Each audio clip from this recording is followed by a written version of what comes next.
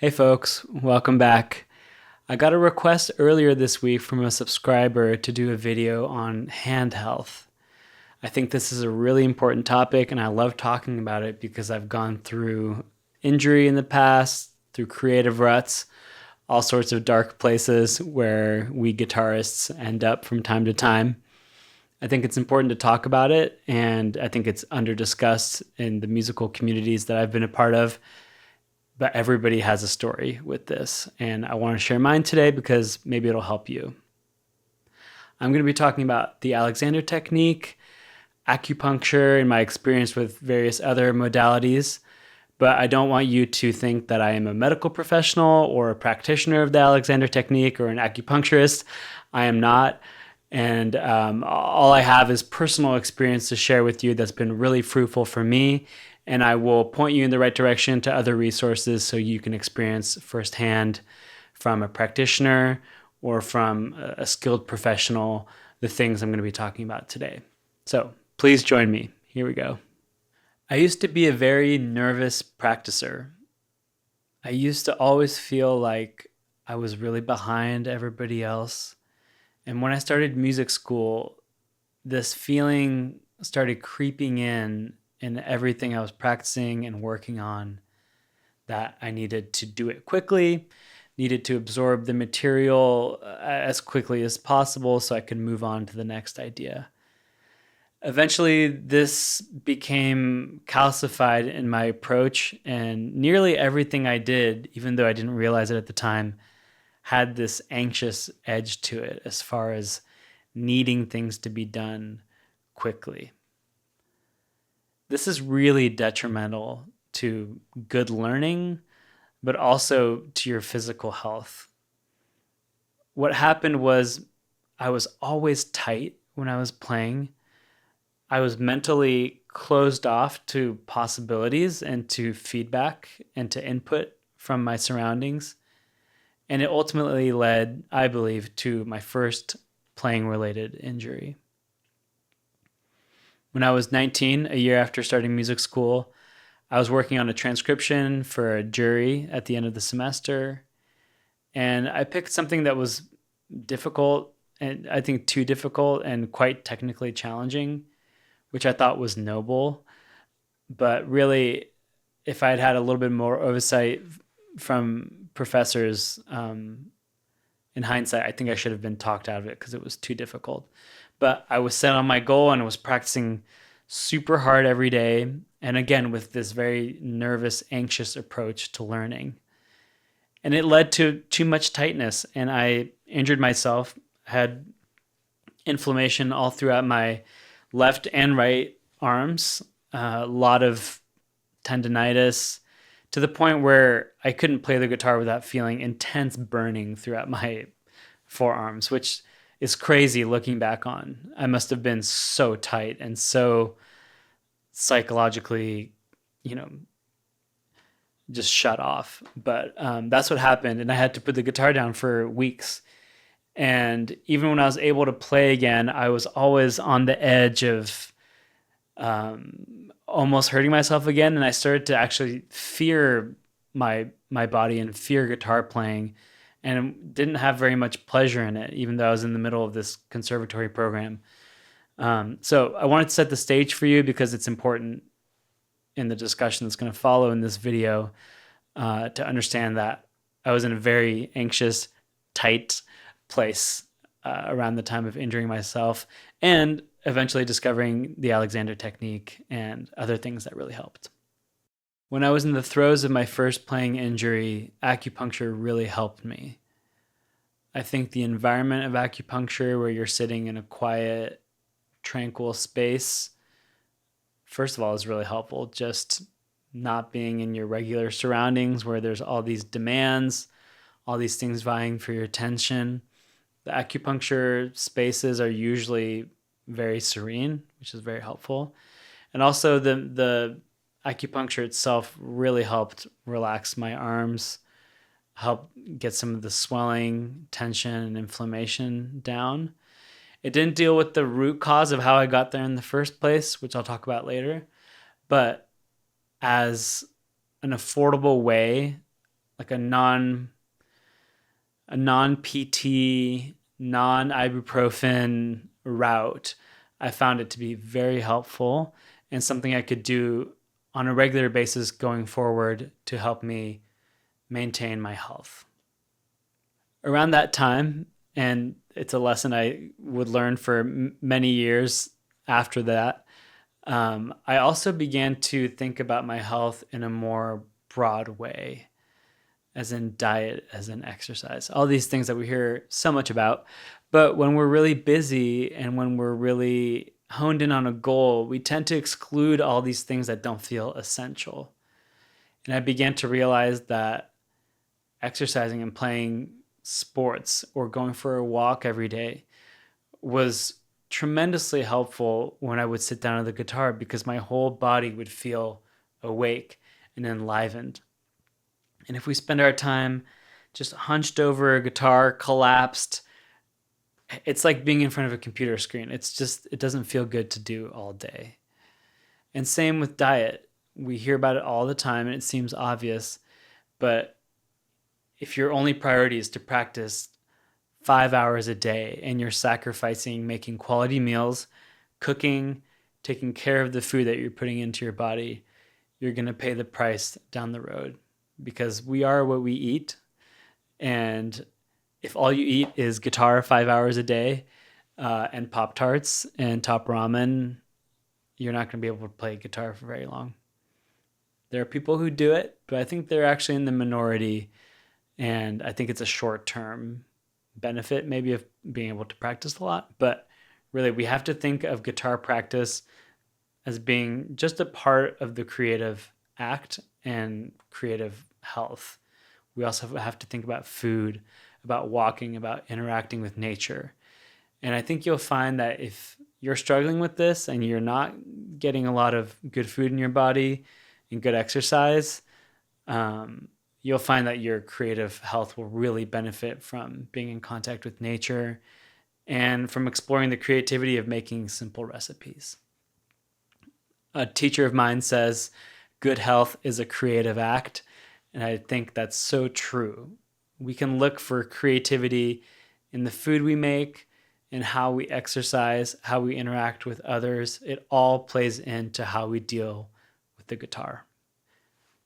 Discovering the Alexander technique was a revelation for me. I had tried everything to get rid of my injury, some of which helped, like acupuncture, as I mentioned earlier. But PT, hand stretches, I tried everything. And I finally felt like Alexander technique, I had to give it a shot. I didn't really know what to expect because a lot of the terminology around the Alexander technique is a bit opaque and has its own internal jargon, which I think is why it's maybe hard for people to get to it until they've tried everything else.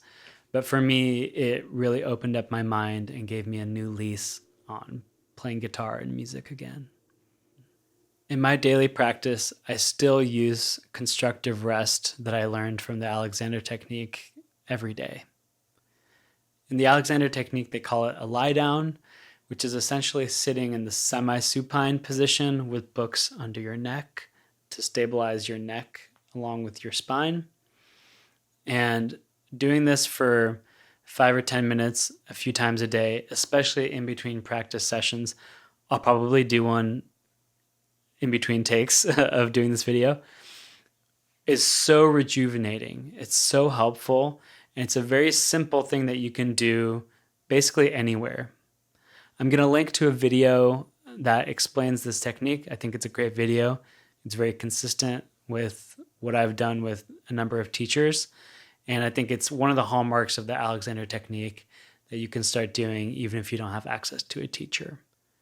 The lie down for me serves as an intentional stop to what I'm doing musically, to take 10 minutes to just be with myself, care for my body, care for my mind. And as my neck is releasing, so are my arms, so are my legs, so are all the places that have accumulated tension throughout my time practicing. And I think you'll notice if you start getting in the habit of doing this, your playing will feel a lot better in the practice room where there can be a lot of tension building up. The next topic I'd like to discuss is this idea of the means whereby. Alexander technique has a lot of fun jargon, and the founder of the technique, FM Alexander, Frederick Matthias Alexander, was not known to be a clear orator or necessarily the most articulate about his own technique. He wrote in very flowery, oftentimes confusing language. However, the means whereby simply indicates the idea of creating the conditions for something good to happen, whether that's in music or in life or elsewhere. It's the idea that if we want great tone at the guitar, if we want to feel good at the guitar, if we want to play well at the guitar, the point shouldn't be to reach immediately for those things, but to create the conditions by which those things can happen. And that's very different. If I want to learn to play fast, I can spend hours a day just trying to play fast, just like, now I'll get it, now I'll get it. And just like chipping away at it like you would like a stone. You can do that way. Or you can look at what are the conditions mentally and physically and technically that would need to happen in order for me to be able to play fast. So to me, that involves a knowledge intimately of what it is that you're trying to play fast. So if it's a passage, knowing it very slowly first, being able to sing it, being able to pick it slowly too. Then obviously to play fast, you need to be at ease and comfortable and not tight. Anyone that plays fast, you don't see them sweating it all tight, just trying to execute it from this place of tension, right? It's just cast away. Some of the most amazing, fast, brilliant playing I've ever seen is totally thrown away in the sense that it's not preciously being crafted in this kind of like meticulous way. It's just thrown away lightly. And that comes from a place of relaxation. So the idea of the means whereby is let's create the conditions for something good to happen as opposed to forcing that good thing to happen.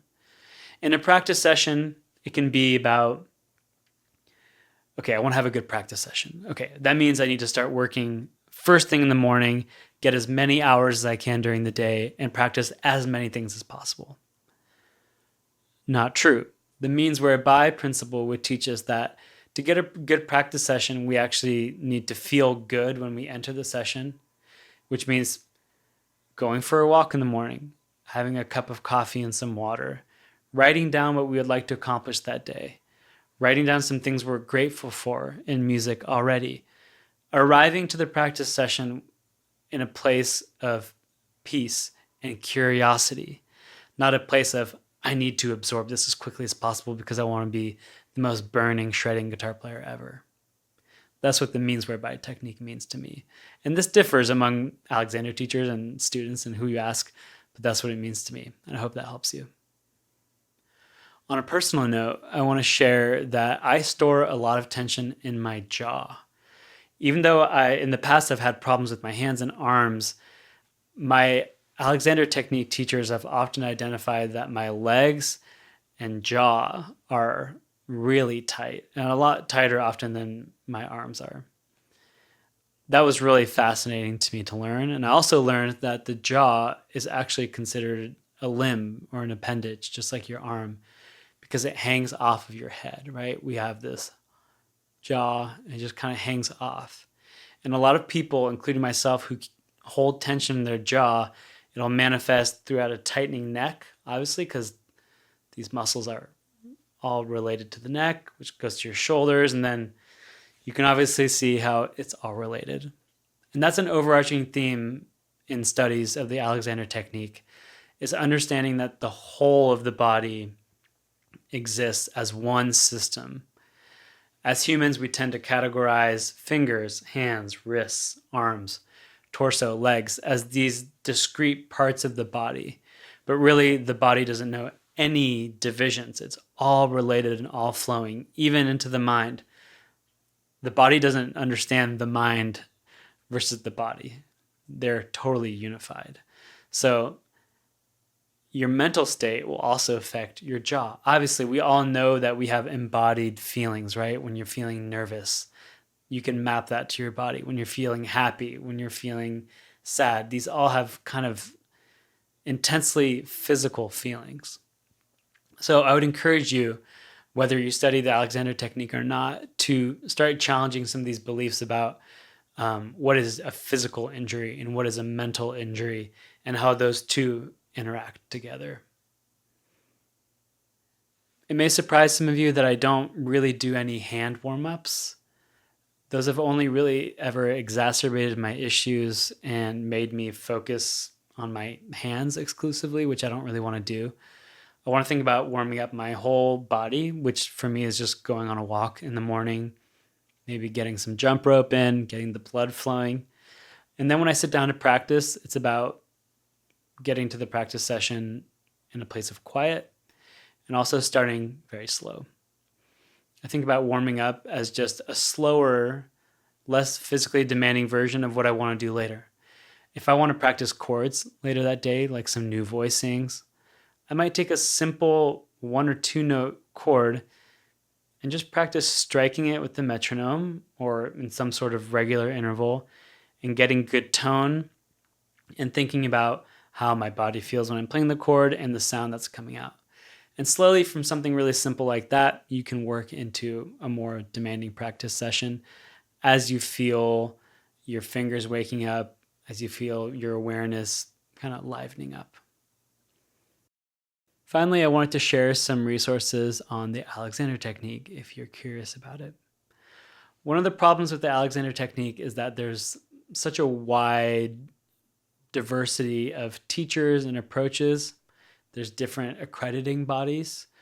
I've only dealt with teachers that have been accredited through AMSAT, which I believe is the most rigorous and most traditional group accrediting teachers.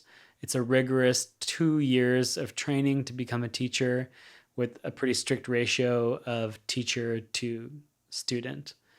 My teacher, Jean, belongs to this group.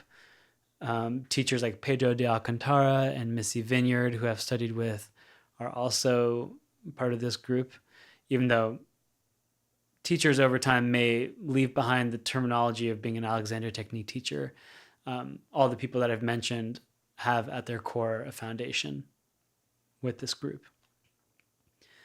The main lineages are also basically split between Walter Carrington and Patrick MacDonald, who were 2 pupils of F.M. Alexander himself. And so you'll find a lot of differences between teachers who studied with either of those masters. And I've gleaned a lot from those 2 different approaches. Anyway, I would like to share with you a few books that I really love that deal with the Alexander technique and that have helped me a lot. This is How You Stand, How You Move, How You Live by Missy Vineyard. This one is really great. It's not just for musicians, it's for just living your life. It deals a lot with musicians, but it's to release from acute or chronic physical pain, enhance your mental attention and focus, reduce anxiety, improve your balance and coordination. I'm just reading off the back of the book here. But this one is so great. It's so beautifully written, and Missy is an incredible teacher.